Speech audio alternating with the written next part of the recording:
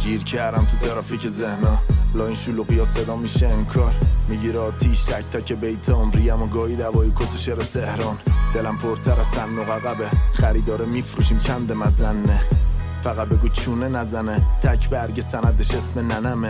غروبای تلخه تو جنوبای شهر، رنگ غمیه که میکنن سفورا به تن، رفیق جدول و شمشاد موندنی تو روزای سرد.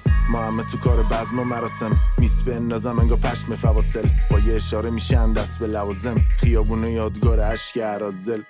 میشینم صندلی عقب تو سمن، میاد آشنا به چشمام همه چی، من و سرباز بغلیم دستبند. دایی این دفعه بگو دیگه سر چی؟ میشینم صندلی عقب تو سمن، میاد آشنا به چشمام همه چی، من و سرباز بغلیم دستبند. دایی این دفعه بگو دیگه. کوچه بهت فاز میده خشاب خشاب، درمالی دده و به چاپ سنگ بازی پک پر به چاق تشدیدی دوش نمیگیری یه سال تپش نبض این شهر و جیبه یه بچه هیت کرد، گلونا بنزینی کف داغ میکشه شل نیش در سیجیلالای یه چروگارد، گوشه تو قصه گو پارک، رفیقا جمع و صدامون پخش، بیتا که پلیشه میریم رو کار، نا بابا با من و بابا با تو، کبدا چرب و کسلا اورج، پاکارا باندانا کاتانا گرز، میکنیم رپ تا خود صبح.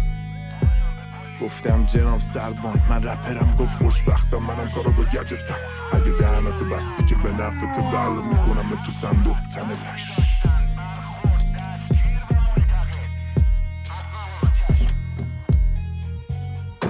میکنم صندلی عقب تو سنم، میاد آشنا به چشمام همه چی، من و سرباز بغلیم دستبند. دایی این دفعه بگو دیگه سر چی؟ میشینم صندلی عقب تو سمند، میاد آشنا به چشمام همه چی، من و سرباز بغلیم دستبند. دایی این دفعه بگو دیگه سر چی؟ میشینم صندلی عقب تو سمند، میاد آشنا به چشمام همه چی، من و سرباز بغلیم دستبند. دایی این دفعه بگو دیگه سر چی؟